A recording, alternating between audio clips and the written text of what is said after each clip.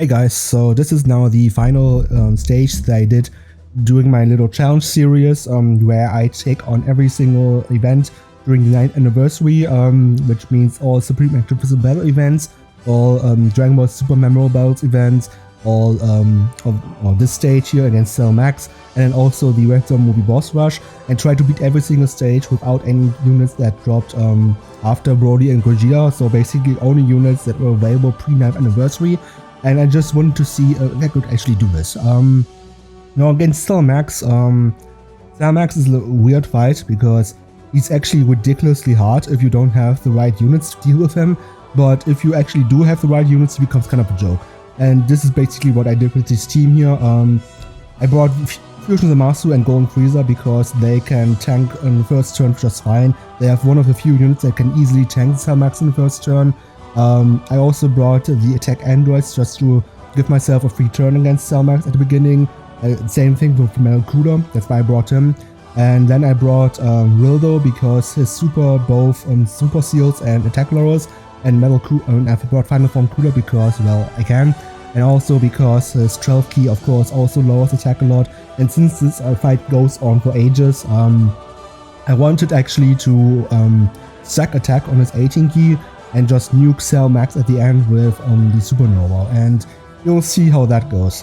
But basically with Cell Max, all you have to do is survive until turn 4 like I just did here, and then afterwards you just win. Because now what happens is you can debuff him with attack lowering and super sealing, and once you do just seal him once and start attack lowering a little bit, he just becomes a joke. Like, my strategy now is just to have Rildo on one rotation and the androids on the other rotation, and just keep sealing Cell Max over and over and over and over and over again. I also continue to attack lowering over and over again, because every single unit on this team except for the androids can actually attack lower. So at this point it's done. Like, Cell Max can't do anything against me anymore. I win. It's over. GG. Now the video is still gonna go on for another 30 minutes because, like I said, this boss is really long. He has, I think, 300 million HP or something, and also really high damage reduction and defense and stuff like this. And I didn't just want to put the footage here without any commentary because this would probably be pretty boring to watch, not gonna lie. Instead, I wanted to take the chance to actually explain why I was even doing this challenge in the first place, and just my overall thoughts on the 9th anniversary meta shift and just difficulty in general. So if you maybe remember, if you're one of my old subscribers, I guess, during the 7th anniversary, when the Ultimate Red Zone dropped, I did a challenge where I took every single Red Zone stage in the GT bosses and movie bosses Red Zone and beat all these stages without 200% leads. Because I just wanted to see if it's even possible to beat these stages with any of the new units or not. And it was, even though most of these stages, well, not most. Most of them were actually pretty okay challenge-wise. Only like the really difficult ones against Broly, Omega, and Bojack were really tough. But yeah, back then I beat all of these stages with these old units, basically just from 2021. I also brought the Easy Ace that released in 2022 because otherwise I couldn't have beaten this stage. And also, if any summonable unit dropped during that year that isn't a 200% lead, I also used them. I had to give myself at least these options because otherwise there would have been no way I could have beaten Broly or stuff like this. It just wouldn't have been possible. So I had to do that.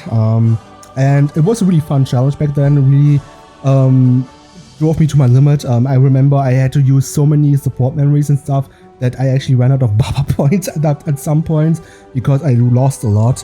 Especially like these really difficult stages against Broly and stuff. I think Broly took me probably 7 or 8 attempts, Bojack took me like easily 6 or 7 attempts, and Omega was probably like 15 attempts or something, you know. It's ridiculous back then. And I wanted to do the same thing with the 9th anniversary events, well, not the same thing of course, but something similar, by just restricting myself from using any units that dropped this year, or pre-9th anniversary, because technically Rildo is from 2024, but he's of course pre-9th anniversary, so I thought it was okay to bring him. And I just wanted to do that because first of all I like the challenge, second of all I just wanted to see, because there has been a lot of talk maybe not the top, but I've seen this point thrown out a lot sometimes, where people say that the 9th anniversary meta shift or just event power creep in general has been even bigger than the red zone power creep that we had during the 7th anniversary. And honestly, after doing these stages a couple of times, I can just say a resounding hell no to that. Like, there's no way the 9th anniversary is a bigger power jump than the 7th anniversary. No way. Like, yes, if you just look at the numbers that these bosses drop on shootout now, then yes, sure. These 9th anniversary bosses hit way harder now than anything we had prior to that, and the jump from counter before the 9th anniversary to this now, where like Gogeta Blue can super for 3.5 million and then do AoEs for 1.5 million and stuff like this. Like, yes, it's ridiculous, of course, and you would think that would mean that the power creep was even bigger than the red zone power creep. But the thing is, thank God they did this. Most of these events you can debuff these enemies now. So they actually made debuffs more important, and that of course is a huge saving grace for most units, you know, and just most teams, because imagine if you couldn't debuff Gogeta, like it would have been ridiculous, you know. And that's why yeah, sure, they can shoot out these ridiculously high attack numbers, but you have ways to counter these attack numbers. And also a lot of these bosses these days get most their buffs from their supers. Actually, before super the ring, they don't hit as hard. And of course you have ways to shut down supers with giant bombs and stuff like this, you know. So you have ways around these bosses, and that you didn't really have back then in 2022. Also, I've seen this point thrown around that the 9th anniversary doesn't feel as much of a power jump because the 9th anniversary units are just infinitely better than the 7th anniversary units. So they just gave us really strong units right away. So that's why it doesn't feel as big of a power jump, but it still is a bigger power jump, and that's also not true. That's also one of the reasons why I wanted to do this challenge in the first place, because I mean 2023 units, we can all agree at this point, especially now now that we've seen most of the 2024 units that released this year, 2023 was a disaster of a year. Like, most of these units, their design was just atrocious, like absolutely terrible, and just really undercooked for the most part. And so you can't really tell me that this point doesn't really stand when I can no item every single stage of these events with these shitty 2023 units, you know. That's also another thing I had to mention. First of all, I guess I just said, I no item every single stage for the 9th anniversary meta with these shitty 2023 units. I couldn't even dream of doing something like this in the red zone meta with these old non-2022 units. It wasn't impossible. Like, just beating these stages was difficult enough, and no iteming them? No way. No way. And I mean, it's not like these 9th anniversary stages took me a lot of tries, you know. Like I said, most of these stages were actually pretty easy, not gonna lie. I was actually shocked how easy some of these were.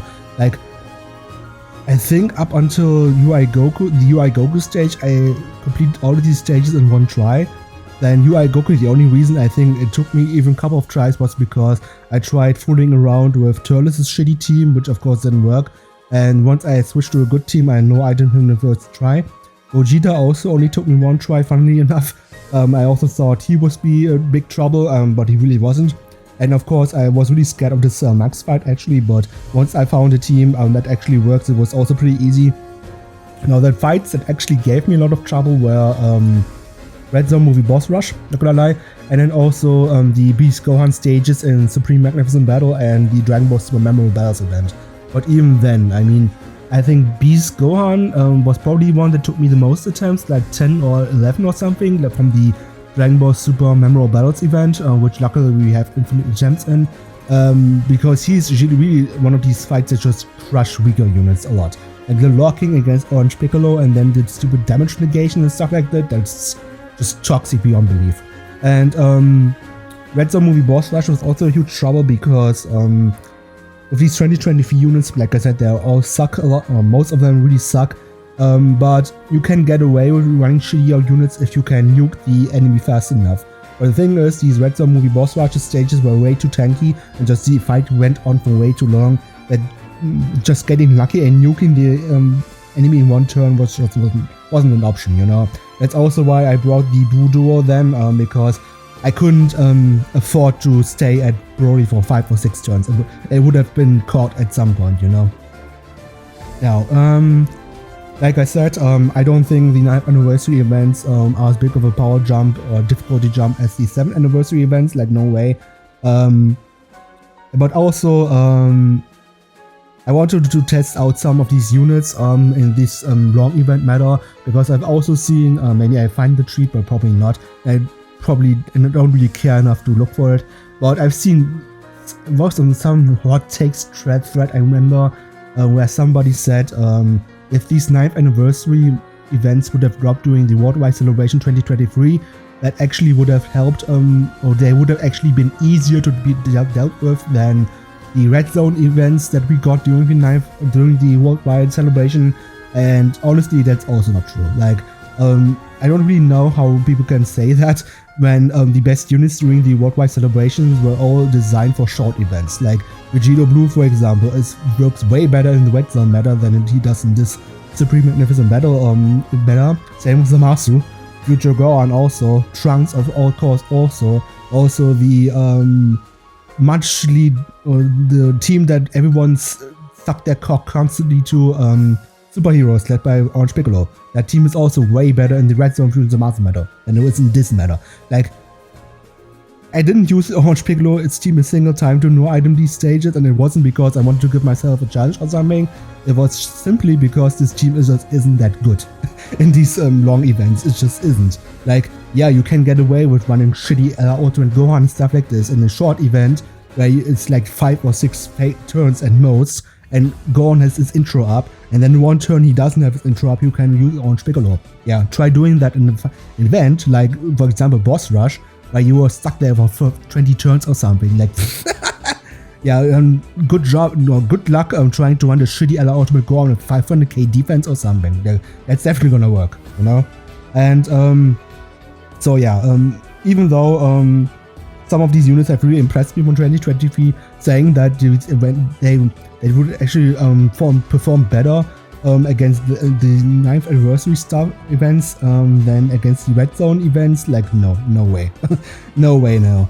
Now, on topic of units, the units that actually impressed me the most in these challenge runs was, funnily enough, actually AJ Vegeta Blue for one, also 23rd Volterman Goku, and also Ella Ribrian actually. Like, Ella Ribrian, she's basically what people claim Orange Piccolo is to this day, because they have the same function. They are giant form protection basically, but Ella Ribrian doesn't have the shitty intro condition that Orange Piccolo has with Bond Master and Disciple, and also she just fits better on these teams. Like, honestly, if I had the option between Ella Ribrian and Orange Piccolo, I always brought just Ella Ribrian instead.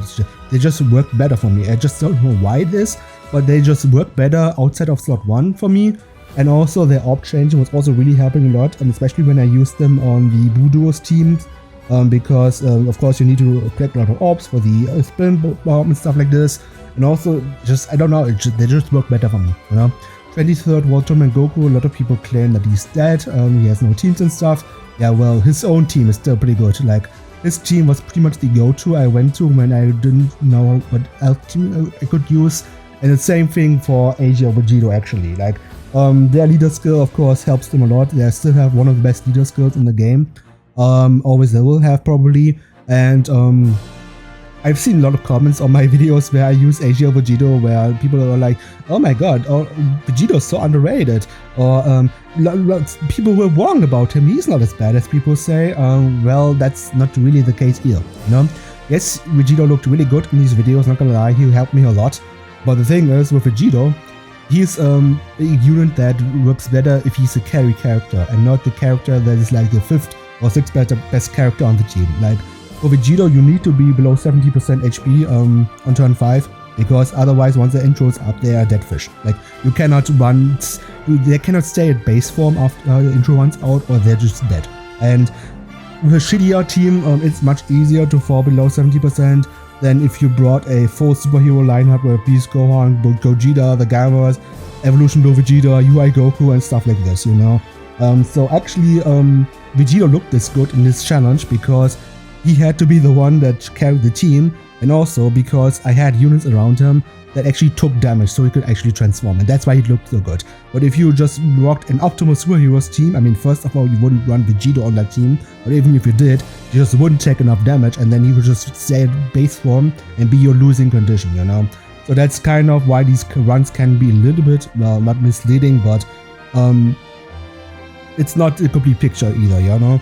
But anyway, let me know what you guys think about these 9th anniversary events, and see you on the next video.